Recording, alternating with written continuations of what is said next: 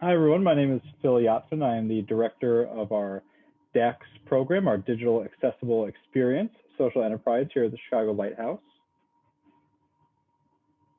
Thank you for attending our first webinar, our Digital Accessible Experience, Busting the Myths to Benefit Your Business. This webinar is brought to you and hosted by the Chicago Lighthouse, a nonprofit based here in the medical district of Chicago, Illinois. And on this webinar, you have myself, and I will be moderating, as well as two of our DAX employees, two of our accessibility specialists, who are both certified professional accessibility specialists in accessibility core competencies. We have Mr. Jose Martinez, who is our lead accessibility analyst, and Giovanni Bahena, who is another one of our specialists. How are you guys doing today? Hello, Phil. Good to be here. Hey, how are you doing? Good. How are you? Thanks everybody for coming. Yeah, we're very happy to be here and to maybe dispel some of these misconceptions and myths that have come out recently. Yeah. Before we kind of dive into the high-level accessibility myths and misconceptions we'd like to talk about, Jose, can you give the people who've hopped onto our webinar just a high-level overview of what our DAX social enterprise does and how you guys help our partners? Sure. So one of the things that I think distinguishes us from many other businesses that do accessibility testing is our approach is that we as analysts look at the testing, usability and accessibility testing as a life skill. Many people use it as a business skill. Think of accessibility and usability testing as a skill to bring forth more clients, to attract more customers, to allow more customers to use your product. And that's a wonderful thing. And I commend you for that. But it's like I said, because we are totally blind, me and Gio are both totally blind, we depend on accessibility and usability just to live our lives. So for us, it is a life skill. And so one of the things that, some of the things that we do here at DAX with our with some of the focus groups that we do are usability and accessibility testing, which there are differences. It's like saying music theory and actual playing of music. That's the best analogy that I could give. We offer automated testing and manual testing. We offer feedback throughout the process. If our clients have questions as to the results that we have given them, we're very happy to share with them how to reproduce issues that we've encountered during our testing. And we just think of it, we try to establish partnership with our clients to say that we are going to assist you as much as possible because we are very happy that you came to us. Awesome. No, thanks for that, Jose. I think just kind of in Jose touching upon some of the different areas of accessibility, including, there is a difference between accessibility and usability is one of the many complexities of this vastly growing accessibility industry. Jose, can I get you muted for a second, please? Perfect, thank you. And it is within these complexities, within this rapidly growing industry, where myself as the business development lead for our program are meeting a lot of very passionate executives, teams, and programs that want to create more digital, more accessible and inclusive digital properties, whether that be websites, mobile apps, employment process platforms. But they're not even sure where to start because accessibility is complex. There are multiple standards of compliance, whether that be the WCAG or Section 508, which is a federal government compliance, or the American with Disabilities Act. What compliance do I need to meet? Then it's the usability user experience side. Well, there's so much different assistive technology out there. The two gentlemen on our call today are both native screen reader users, but there's also screen magnification, speech to text and dictation. There's assistive technology for other cognitive and mobile disabilities. So when you bring in that user testing, there's complexities there. So accessibility is a journey. and a lot of organizations need to know where to start, whether they're brand new and a startup and are creating something new, or have a more established product. So we get out there and we get a lot of questions, and not only is it where to start, but it's how do we prioritize different parts of potential projects we could do. So what we noticed through a lot of these conversations that are across industry right now, almost every industry is looking into accessibility, is that there are a lot of misconceptions on how to proceed, how to pursue an accessibility project. And one of the most important things we want to share is how the end user feels, what the end user, the people with disabilities, what they want you to know about accessibility, so that you can put that into your plans and your strategy. But then we also want to give our opinions on, because accessibility can be very expensive. It is an investment to do accessibility the right way. So we want to make sure that our partners and people who want to prioritize accessibility can do it right from the beginning, and not waste energy or resources following a misconception and finding that it doesn't actually have the impact on the end users you want to have. So today in our 45-minute webinar, we are going to cover 3 main accessibility myths that we have heard of quite often. And these 3 myths include that accessibility overlays and plugins are a permanent one-stop shop solution to accessibility. That accessibility is a one-time project, that if we figure it out and we do it right, then we're good to go. And we won't need to prioritize it next year or as time goes on.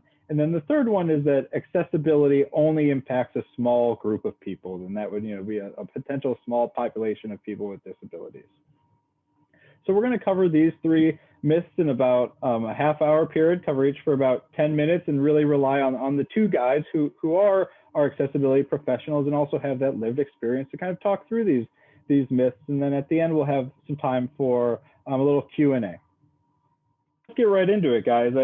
The first one is a very interesting topic to me, and that is that accessibility overlays are a one-stop shop, because we've heard this in several client and partnership meetings of ours, dating all the way back to when DAX really kicked off. We've had clients that have already utilized some plugins before they've come to us, and then we've had others that, while partnering with us as an option, have looked into overlays, and we have a pretty, I think we have a pretty organized thought process in how we feel about overlays. But I think it's most important to hear from you guys, because to someone that is sighted like myself, I kind of see an overlay pop up and, I can change the contrast, I can change the font. This looks like it would be useful for an end user, but I'm not an end user that an accessibility overlay is made for. So Jose, can you kind of give your initial thoughts on overlays for the group? Yeah, and I thank you for bringing up that point, is that you are not the intended user of the overlay. There are many of the people that, if you have a website that has an overlay, you look at it and you say, well, this looks like it's going to do what we need it to do, and we were recommended this one or whatever. Here's the issue, is that many times people are going to come in to your product with the equipment that they already use, or the technology that they use to access your product. They're already going to have it. And it has been my experience that in my case, the screen readers that I have seen on overlays are very, very rudimentary. They're very basic. The main focus is to get the content read to you. And yeah, that is good and all, but I already have that.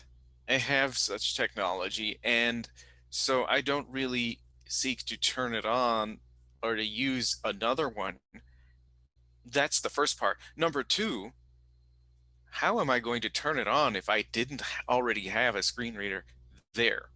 Or if I didn't already have the technology that I needed just to get there? It's like saying, how are you going to open the door if you don't have the key? That has been my experience with it. Part of the problems with these overlays that I see is that you have people going in, investing money into a company that will give you a quote unquote one-stop solution. And then later on, I hear complaints of, oh, this overlay is obfuscating some other functions of my website experience, sometimes in and out of your website. That's an unintended consequence, but it's something that I think is pretty unacceptable. That's number one. Number two, and this is more of an AI thing, and to me, uh, AI, while amazing at what it can do, because I do use it in my day-to-day in other ways, can sometimes mess up elements of a website that were already viewable and usable. Something happened to me a couple of days ago. I was on YouTube and I had turned on the Apple screen recognition, which I really enjoy using for apps that have not been made accessible and usable. But unfortunately, it got turned on while I was browsing on YouTube. And suddenly I'm thinking, hey, what happened to the interface? It looks really different. Did YouTube change something? Was there a drastic overhaul? I tried restarting, I tried closing it and opening it back up, thinking that, the phone was just acting up. And then it occurred to me, let me see if speech or screen recognition is on. Sure enough, it was. I turned it off and the interface went back to the way I saw it. Again, this is not a dig at what AI can do. It's just to say that it is not perfect. And in some ways, it could make things worse. Um, what's your take on this, Gio?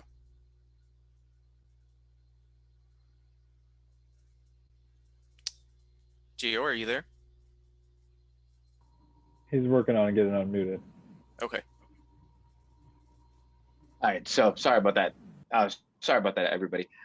So one of the things that I experienced most in my life is, when I looked at some of these overlays that, especially to Jose's point, that had the screen reader built into it, I would, use keyboard shortcuts to navigate through different sections like buttons and links, that would either give you more content on the page or load an entire page entirely.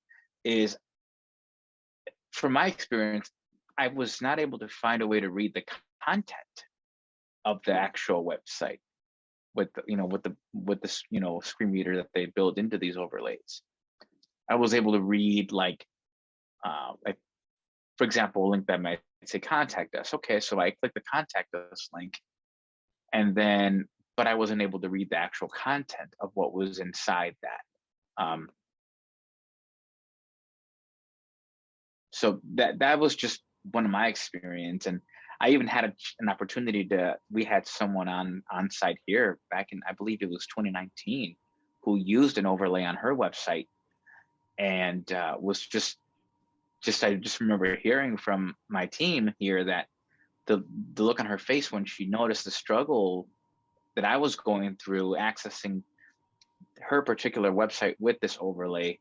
And it was just, it's one of those things that it was, it looks good, but it would never, bypass, getting at least the input from users like us that use technology and know what it is that we need. And I think, Gio, that point, and especially that story and that example that we had here, really does point to the difference between accessibility and usability, and how imperative it is to understand that. A lot of these overlays and plugins really focus on that accessibility compliance angle. Hey, this one piece of code that our overlay can put in will go on the front end and it'll help make things compliant. And yes, from a user experience standpoint for people with low vision or people with other disabilities, some of those, the contrast, some of those features are helpful. But like you said, when we had a partner come here and have you walk through their website on a big monitor in our boardroom, and we're playing your screen reader through the speakers, having this person see what your user experience was like and how terrible it really was utilizing the plugin that they thought was extremely helpful, was helping their website stand apart from competitors, was almost a look of horror, because these overlays and plugins, they're an investment and they cost money to start. But at the same time, because of the complexity of accessibility, I can understand why someone might see one and think, oh, well, this could be a good solution. This could be a fix. Jose, what are your thoughts on, would we say that overlays just are never going to work, or do we think that there's a common ground between what we preach and that usability piece that could go hand in hand with a plugin potentially? What do you think? I want to say that overlays are a temporary solution, and the ultimate solution would be just making sure to implement full-on accessibility and best practices when you develop your website, when you update it, when you redesign it. And that's what I believe. Now, but I can only speak from my own personal experience, and so can Gio and the rest of our testers. We can only speak on the things that we rely on.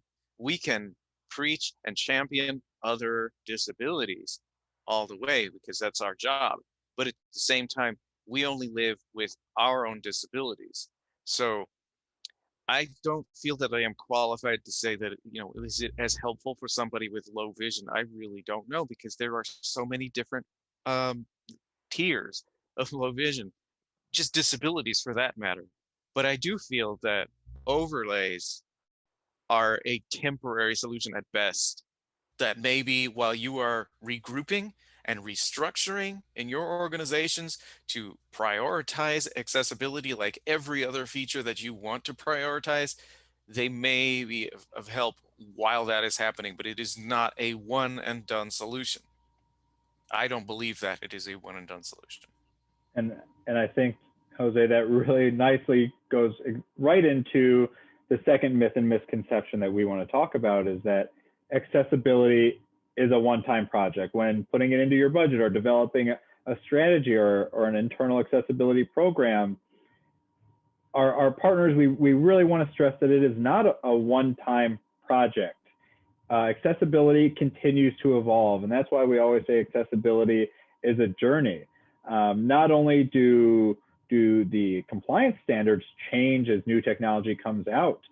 For example, the web content guidelines are going from 2.0 to 2.1, and they're already talking about 3.0, but a big difference between 2.1 and 2.0 was mobile phones and being able to, when you switch your phone from portrait to landscape, was the content still accessible? That's a new success criteria that has been built in. VR and virtual reality is coming into play now as well. So anytime technology changes, anytime there is an update in assistive technology or a web browser or an operating system, it can have an effect on accessibility. So, Gio, can you talk more to how we view accessibility as an evolving topic, and how important it is that our partners understand that as well? So I remember telling the story to a couple of people that I know. I remember back in the old days, back in the early 2000s, when I was using JAWS as my primary screen reader of choice. It still is, although I do have other, devices and computers I use. I use a Mac as well as, I have some experience on Android.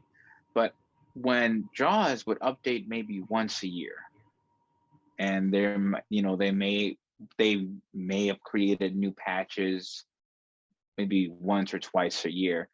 But now, as things are evolving, technology is changing, we're finding that, at least for JAWS's perspective, it updates every 6 weeks. The operating system changes. Web browser gets an update. There are new, different criteria, new ways that people are using to develop websites, that screen readers need to adopt to being able to use, and so as you try to create new content, you have to also continue to make sure that it's accessible to everyone. So it's just one of those things that just came to mind. It's like, accessibility is always going to be a part of your product. And the earlier in the stages in the development process you decide to add it, the better off you're going to be. Jose, do you have any other thoughts on that? Yeah, I'm going to expand a little more on that. Ideally, you want to start thinking about best practices for accessibility and usability from the very beginning, from the foundation. Several times where clients have come to us and saying that they want to just redesign everything from the ground up, and I really applaud them because that is going to be the best way to implement these things. I'm thinking back to the times when I remember Apple first came out with VoiceOver, and their idea was, all right, we're going to use our programming language known as Cocoa, which implements best practices at the time and continues to for what we consider to what needs to be done to make programs usable by our screen reading technology. And so Apple's mantra many times was, go to the developers, go to them, because we gave them the tools to make these apps usable for everyone. So go to them and tell them, show them our resources that we provide if they don't already know. Whereas, in the past, many of the screen reader manufacturers took it upon themselves, and also independent script writers, to make apps more usable and accessible. That hasn't gone away. That is still a thing. It's just you can see the impact that that it makes when the resources are given by the actual OS developer and by the by the developer of the platform, and then the web developers, app developers use those resources to make their products usable and accessible to everyone. I notice a difference. I mean, it makes things a lot easier. You can pick up things off the shelf and just use them, as opposed to having to adopt or to adapt your devices with special software that is often paid software, because it's a small market and the developers of that adaptive technology have to eat. So yeah, it does make a big difference. And it also, because things are constantly evolving, it's not going to go away. It's more of something that you will want to think of all the time. Think of accessibility as just another feature. Think of it. I just thought about this. Avid, the makers of Pro Tools, the industry standard for audio production, they're thinking of accessibility as another language that they support, akin to English, Spanish, so on and so forth. They think of it that way, and I thought that was an excellent way of perceiving it, because if you prioritize that, then you're going to work on it more. You're going to keep it in mind all the time. You're going to make sure that the technologies that you come up with are going to be usable and accessible to most people, if not all, from the beginning. Not that there isn't going to be any challenges, because there will be. But if you have that goal in mind to make sure and support this user base, then it's going to reflect, and people are really going to be appreciative of it. And I think that's an important thing to point out, Jose, is that there will be challenges. Accessibility is not just an easy, oh yeah, if you guys figure it out at the beginning, it's going to be smooth sailing. But when you plan for the evolution of it and build that into your strategy, you'll be more prepared when things do come up. And I think, a great example, just pointing to the two gentlemen I have the opportunity to be on here with, DAX, our program itself, was originally created because these two guys who were working in different departments of the Chicago Lighthouse wanted to help our University of Illinois hospital system call center become more accessible and more inclusive to agents who are totally blind. So in a partnership with Epic Software, the AHR platform, UIH Health Hospital System, and the Chicago Lighthouse, Jose and Gio were on the forefront of helping Epic create a more accessible platform so that our totally blind agents could move from general information calls, which was the only totally accessible role, to medical scheduler, supervisor, and up now. But it hasn't been an easy road. It's been almost a 2-year project. And there are constantly challenges and hurdles because of how then Epic, the system, responds and communicates with our phone system that we use and other project management tools we use. So Jose or Gio, could either of you guys just talk a little bit more about that project and how accessibility evolved even from the beginning of the project to where we are now, and the fact that we have our second brand new class of employees going through training right now? You are right, Phil, that it took a couple of years of back and forth, of meetings, testing initial betas of products or of scripts. Um, and if I remember correctly, it was kind of not an overlay, but it was something that may have been tacked on in the beginning. And Epic realized this and they said, over time, we're going to make changes to this and we're going to change the way we present the information to make it easier for our accessibility teams to deliver the information that your workers, your employees are going to need. So it is still in progress.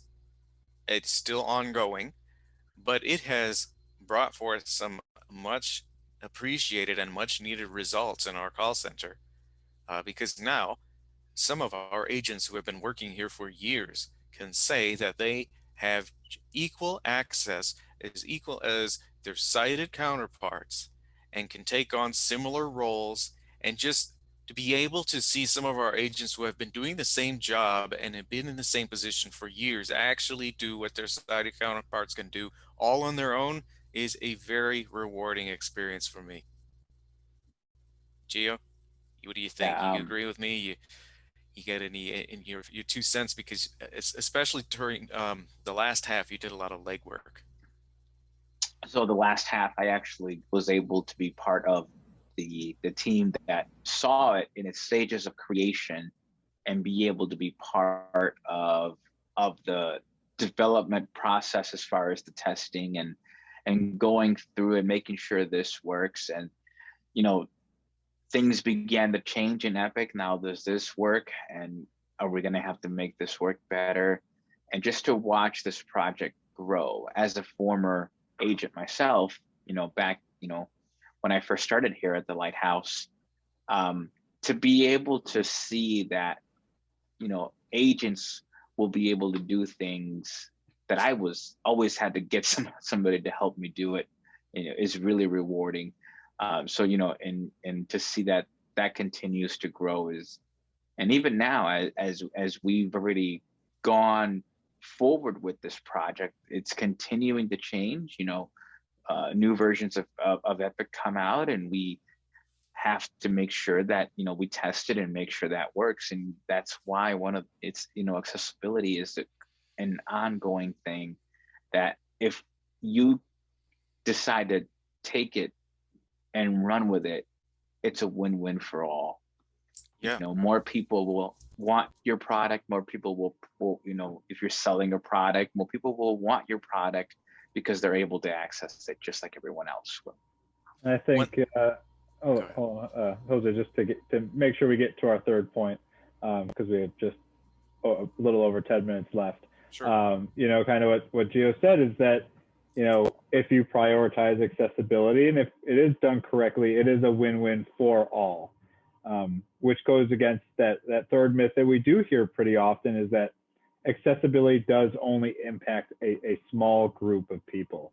And there's really nothing further from the truth, and we here at the Chicago Lighthouse certainly know that in the integrated environment that we all work in. But 1/4 of the United States population has a disability. From a financial standpoint, there's $1.2 trillion in the disabled community of funds that could be tapped into based on Accenture research from 2018. So it's not even just the disability community itself is not a small group of people, let alone everyone that is involved in someone with a disability's lives, their coworkers, their family members. So I think you two, of course, could give some great examples and your thoughts on, how accessibility does impact more than just, the people that use assistive technology.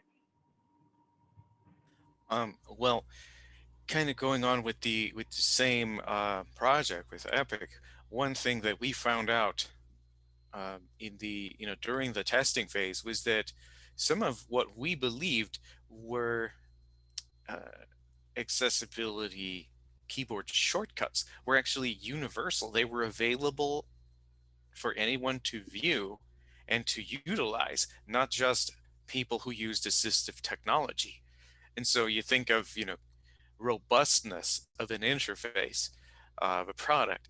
Uh, a lot of people are going to use the mouse to click and point and click through uh, just to get done what they need to do. But now you have the option of using keyboards, and anybody can. And I've heard this from keyboard users, people who do like to use keyboard shortcuts. Sometimes they get things done faster than if they're pointing and clicking with a mouse. Um, what were some of the other things I was thinking of? Like some of the some of the concepts in life that maybe people see as normal now started out as adaptive technology for people with disabilities, such as talking books. Does anybody remember those? From the National Library Service, you'd have Mm. books on record, books on cassette, books on flexible record, magazines, all of this stuff. I mean, now it's all digital. They still have their NLS Bard program, but you also have commercial avenues for purchasing audiobooks, like Audible, the biggest one there. You get from Audible, uh, and never mind that many ebooks are now made accessible and can be read by everybody, especially if you get it in EPUB format. But Audible books are something that, everybody is into nowadays. You can buy them, listen to them while you're driving, listen to them while you're working out. I mean, you don't even have to have a disability to take advantage of that. Gio, have you seen any examples where some accessibility software or something that was originally intended for people with disabilities has benefited other people? Yeah, actually, one of the things that I talk about is I'm starting to see more and more people, and for example, where you're able to dictate text to your phone. It started off, I believe it started off a lot with the disability community. Well, let's give a way for people that have a hard time typing on the screen, for instance, to maybe dictate what they want. And Drag and dictate. now, yeah, like I can dictate. And now I'm starting to see that more and more people are beginning to utilize this technology. Hey, I can dictate. I can even, be driving and say, hey, call mom, or, vice versa, without having to worry about, any, even having a disability. Yeah, look at Stephen Hawking. Look at everything he was able to do with his eyes. I mean, you don't have people driving in cars blinking at their phones to activate them, but you do have hands-free operation where they can make calls. They use CarPlay, they can dictate, they can send and receive messages, they can talk to people, dial people. All of that stuff was trickled down. It has trickled down to the masses. And I like when that kind of stuff happens because it allows for a feature to not die out for those who really depend on it, not just use it as a luxury, but depend on it. I think that's an awesome point, Jose. And even from my perspective, working with the DAX team, you know, I don't have a disability myself, and I don't use JAWS or NVDA or screen magnification, which other members of our team use. But we use Microsoft Teams to do our communication. We communicate, we chat on it, we share files. That allows our team that is integrated to be more productive and be more efficient.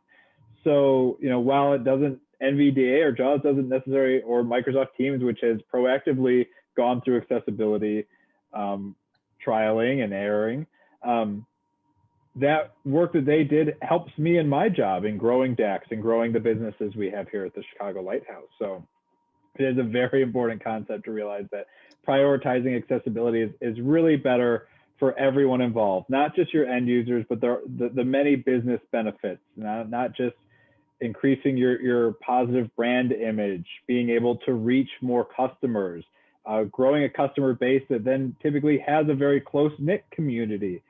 That's all positives for business, let alone, staying away from the negatives of not being compliant, not meeting accessibility standards, because it is a growing market, and there are more and more organizations that are watchdogging accessibility compliance these days. And there are much larger organizations that are now being called out for not being accessible. So at this point, not only is it good for the community, but it is good for your business. And it will become a competitive advantage as accessibility continues to grow, because the train has already left the station, and it's not going to go down as a market. It will only continue to surge.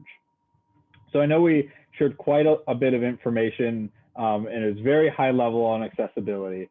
But we did want to open up the floor to any potential questions. I haven't seen anything come across the chat or in the Q&A. I'm hoping that it's just because there's so much information that maybe you're determining what's the best question to ask. But if there's also any just high level accessibility questions, I know that Jose or Gio would be happy to answer them. All right. So Jose, one of the questions I just got is, does your team only assist in accessibility for people who are blind and visually impaired? Okay, so I'm going to say that for the moment, we are basing our services off of our disabilities and our experiences. So for the moment, yes, I think that's what we excel at, but we are actively seeking other testers with different disabilities and different viewpoints. It's going to help us grow as a business, but it's also going to help the rest of our testers and our existing testers learn from different experiences. Now, Jose, when it comes to the compliance standards you guys are certified in, though, those do stretch across disability communities, though, correct? They're not just tailored to individuals who are blind and visually impaired. No, they do stretch across the entire disability community. Right. So I think one of the great parts of DAX being here at the Chicago Lighthouse is that, we do have a community here of people with multiple types of disabilities. So when we do run across projects that we do need to check captioning and whatnot, we do have access to some focus group capabilities here at the Lighthouse, correct? Yes, we do. We can conduct focus groups, and that invites other people with other disabilities to come in and test products and give their feedback on what can be improved, what is great, what needs work, and all of that. Perfect. All right, so I did not see any other questions pop up, and I know that we are running out of time.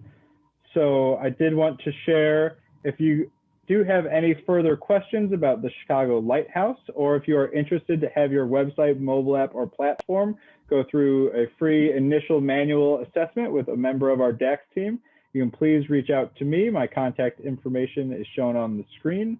My email is phil.yotfin@chicagolighthouse.org.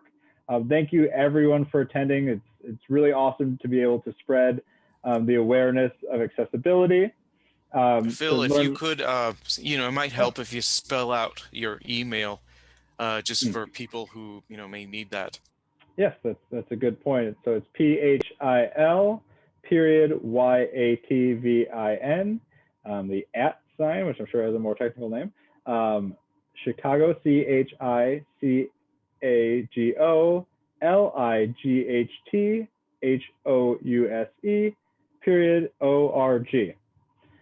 For more information about the Chicago Lighthouse and our social service programs and our other social enterprises, please follow us on any of our social media platforms, which include Facebook, Twitter, Instagram, YouTube, and LinkedIn. And please join us next time, where our Jose Martinez will be having a chat with Joe Devin, who is the co-founder of Diamond, which is an accessibility firm. And he is the co-founder also of Global Accessibility Awareness Day, which just happened last week. It was very exciting to see a lot of webinars, a lot of really large organizations and corporations put on events for it.